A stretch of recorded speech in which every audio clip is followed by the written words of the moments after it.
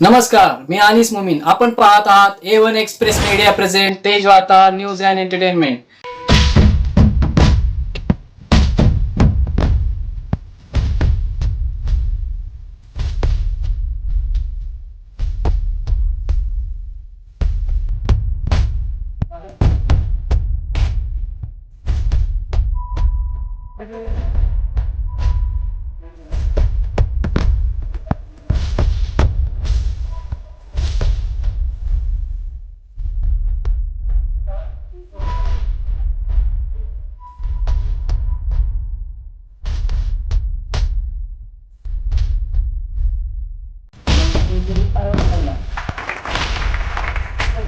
त्याच्या पालकांचा सत्कार करण्यासाठी मी त्या दोघांनाही व्यासपीठावर आमंत्रित करतो. कृपया विनोद संजय लगड आणि त्याचे पालक स्वीकार करायचा.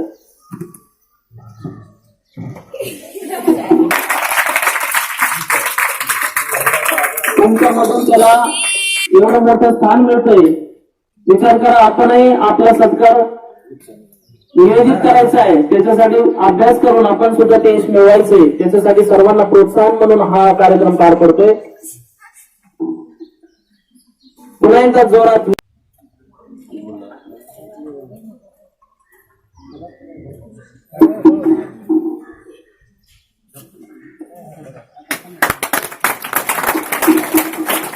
तसेच आपल्या गावचे नागरिक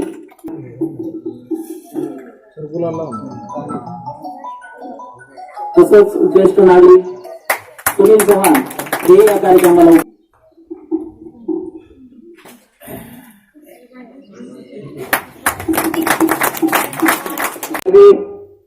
अमृत या दोन्ही विद्यार्थी केंद्रात पहिली आणि दुसरी हा मान त्यांनी पटकावलेला आहे. आणि तिसरी जी विद्यार्थी आहे शिवानी चव्हाण ही आपल्या विद्यालयातून तिसरी आहे.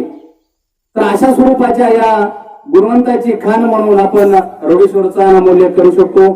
आपण आताच 2 वर्षापूर्वी म्हणजे आपल्यातून 10वीला नंबर 1 चे मार्क घेऊन लातूर या ठिकाणी अभ्यास करून अगदी एवढ्यातला मला वाटतं हा पहिला MBBS डॉक्टर होत असेल. आणि त्याला आपण सर्वजण टाळ्या वाजवून त्याला शुभेच्छा देऊ.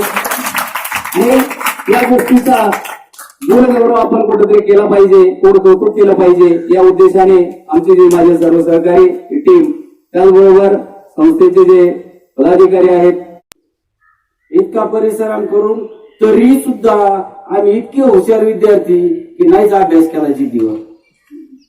आणि अभ्यास न केल्यामुळं आमची ही परिस्थिती.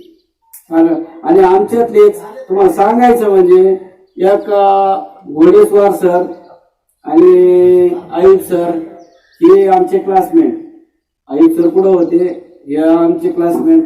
आणि आम्ही एका याच्यामध्ये राहायला होतो, एका खोलीमध्ये राहायला होतो. पण आमचे आयत्या भाकरी यायच्या घरून पैसे यायचे, त्याच्यामुळे आम्हाला जास्त महत्व वाटलं नाही. आम्ही धिंगाणा घालायचो, अभ्यास न करायचो. कारण त्या टायमाला आम्हाला महत्व कळालं नाही की आपण उजेडात आल्याच्या नंतर आपलं कसं होईल. मला हे आठवलं कधी की ह्या मुलींचा जे सत्कार होतो ह्या मुलींनी अंधारात अभ्यास केलाय, माणसात येऊन अभ्यास नाही केला. जिद्दीने त्यांनी म्हणजे आई वडिलाचं साऱ्यांचं हे कामाचं ते सारं पाहून अभ्यास केलाय.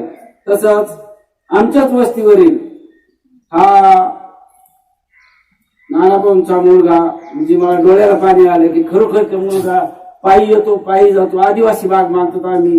त्या मुलाने आज म्हणजे डॉक्टरला त्याची निवड झाली. त्या मुलाने किती परिश्रम केले असतील. आणि ह्या मुलांचा तुम्ही आदर्श घ्यावा. मी तुम्हाला माझे थोडक्यात मी जसा अभ्यास केला थोडक्यात सांगणार नाही. मित्रांनो, मी जेव्हा पहिल्यांदाच लातूरला गेलो होतो तेव्हा मला पण काही इंटरेस्ट नव्हता. इथं सारखाच अभ्यास करत होतो, पण तिथं अभ्यास करायला थोडी वेगळी टेक्निक होती. परंतु मलाही ध्यानात होतं की तिथं माझ्या लक्षात आलं, अरे यार आपल्या इथं चांगलं रूम मध्ये बसायला आहे, काही वार नाही, ऊन नाही, शांतपणे अभ्यास करायला काय अडचण नाही. तिथे रानात फिरण्यापेक्षा काम करण्यापेक्षा वडिलांनी आपली इथं अभ्यासासाठी पाठवले. जर आपण शांतपणे नीट व्यवस्थित अभ्यास केला तर आपले पुढचे लाईफ सफल होऊन जाईल. त्याच्यामुळे मी व्यवस्थित अभ्यास केला. मित्रांनो, मी तुम्हाला एकच सांगू इच्छितो, जिद्द आणि चिकाटी यावर भरोसा ठेवा, तुम्हाला नक्कीच यशस्वी होता तुम्ही. कारण की याच्यातूनच आपल्याला प्रेरणा घ्यायची असते. ज्या विद्यार्थ्यांनी यश घेतलं आहे, मिळालं आहे, त्यांना आपल्याला भरारी देण्याचं, त्याला आत्मविश्वास देण्याचं काम आपण करायचं असतं. तर या ठिकाणी आपण बघतो तालुक्यामध्ये किंवा जिल्ह्यामध्ये प्रथम येण्याचे कुठल्या शाळेत, मग आपण पेपरला वाचतो की आम्हाला शाळेचा पहिला टॉपर आला किंवा आष्टीचा टॉपर आला. तर एवढ्याचा काही येऊ शकत नाही. आपण तुम्ही कॉन्फिडन्स, आत्मविश्वास ठेवा आणि अभ्यासात लक्ष द्या. आणि मी तर तुम्ही आता ठीक आहे, तुम्ही आता आहेत, ही शाळा इथं नव्हती त्यावेळेस आम्ही खाली शिकत होतो आणि एवढ्या बिकट परिस्थितीमध्ये आम्ही या शाळेमध्ये शिकलेलो आहे की शेवटी कुडं असतं ना आपलं, त्याच्यामध्ये आम्हाला शिकावं लागलं होतं. आणि ही सुरुवात आम्ही ही शाळेचं बांधकाम करताना आम्ही इथे येऊन दगड टाकलेले या शाळेमध्ये. आणि आता तर सर तुम्ही, मी म्हणतो शिक्षा बंद झाली दिसते विद्यार्थ्यांना.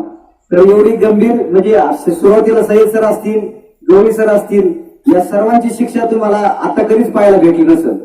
त्यावेळेस आम्हाला सर असं आम्हाला अंगठे धरून वरती खडू ठेवायचे पाठीवरती, जर खडू पडला का मग मार होता वरतून, अशी शिक्षा होती. इथं स्वतः आम्ही शिक्षा घेतल्या, इथं समोर घेतल्या त्या वर्गाच्या.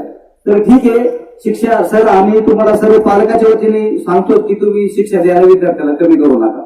कारण की कोणी म्हणतं आमच्या पोरांना आणलं नाही, आणल्याशिवाय शिकत नाही, आणि त्यांना शिक्षा दिलीच पाहिजे या मताचा आम्ही आहे. आणि या ठिकाणी विद्यार्थ्यांनी पण तो शिक्षकाकडे पाहण्याचा दृष्टिकोन बदलला पाहिजे. या ठिकाणी सन्मानाने पाहिलं पाहिजे. सर्वात महत्वाचं ठिकाणी तो पूर्ण करू, मी पाठीमागे पण सांगितलं होतं. आणि मी या नवीन विद्यार्थ्यांना एक सांगू इच्छितो की पुढील वर्षी जो 10वीच्या वर्गामध्ये 90% पुढे मार्क घेतील, असे 5 असो 10 असो किती, त्या प्रत्येक माझ्या वतीने मी प्रत्येक विद्यार्थ्याने 1001 रुपयाचे या ठिकाणी बक्षीस देणार. आणि ते पण इथे एवढंच देणार असा कार्यक्रम तुम्ही द्या. पुढच्या वर्षी या ठिकाणी मी येईल आणि ते बक्षीस वितरण नक्की या ठिकाणी करेल. दुसरी गोष्ट, आता जे गुणवंत विद्यार्थी आहेत किंवा आपले नानासाहेब गाडीचा योगेश आहे, बाकी संजय लगडे, या सगळ्यांना सांगतो की आपण 1-2-3 दिवसामध्ये ग्रामपंचायतच्या वतीने या ठिकाणी यांचा सत्कार ठेवणार आहे. त्या ठिकाणी तुम्ही उपस्थित राहा. दुसरी गोष्ट, या प्रसंगी तुम्ही मला बोलण्याची संधी दिली, संवाद करत आहे.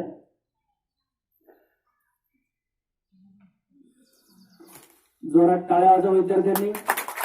खाऊन यायचं आता थोड्या वेळ.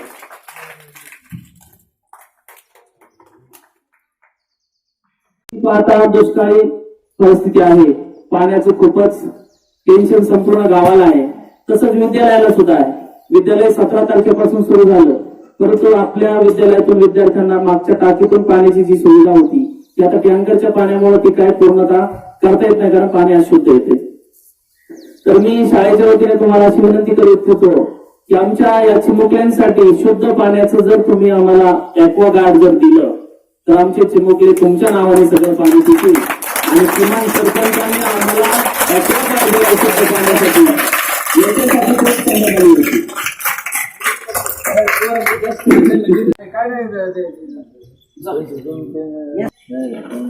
बाकीचे विद्यार्थी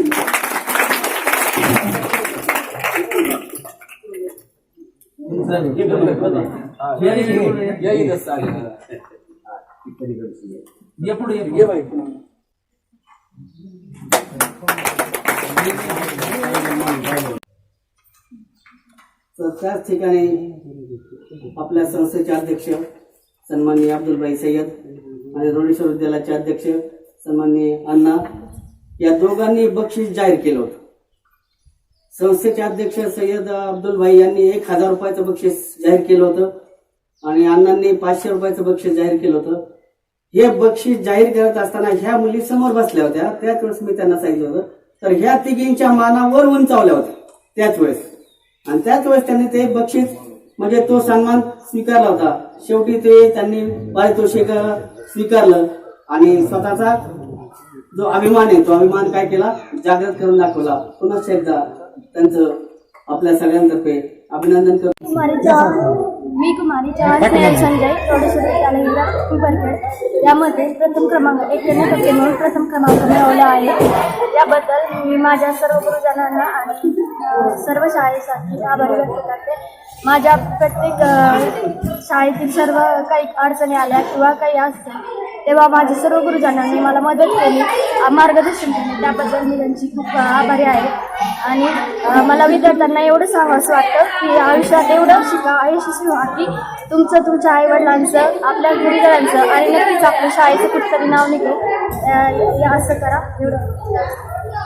वंशवाणी झुंबर. मी यावर्षी 10वी उत्तीर्ण झाले. मला 88.20% पडले व मी आमची शाळा रोडेश्वर विद्यालय निवडून या शाळेत होती आहे आणि आज माझा सगळ्यांनी सत्कार देखील केला. मी खूप आनंदी. मी शेळके MK मुख्याध्यापक रोडेश्वर विद्यालय धोरा पिंपरखेड या ठिकाणी आजच्या या गुणवंताचा सत्कार या कार्यक्रमानिमित्ताने एकच सांगू इच्छितो की या विद्यालयाची यशाची परंपरा ही उज्ज्वल आहे, चढता आलेख आहे. आणि यावर्षी 24 ते 25 वर्षामध्ये यावर्षी मुलांनी केंद्रामध्ये प्रथम येण्याचा आणि द्वितीय येण्याचा मान मिळवला. त्या सर्व विद्यार्थ्यांचं हार्दिक असं स्वागत करतो. आणि आत्ताचे जे विद्यार्थी आहेत त्या विद्यार्थ्यांना पुढील भविष्यासाठी शुभेच्छा देतो आणि त्यांना सुद्धा आवाहन करतो की त्यांनी सुद्धा अशाच पद्धतीने आपलं शाळेचं नाव आणि गावाचं नाव उज्ज्वल करावं आणि ही परंपरा अखंड चालू राहावी असं मी या ठिकाणी प्रसंग व्यक्त करतो आणि थांबतो. धन्यवाद.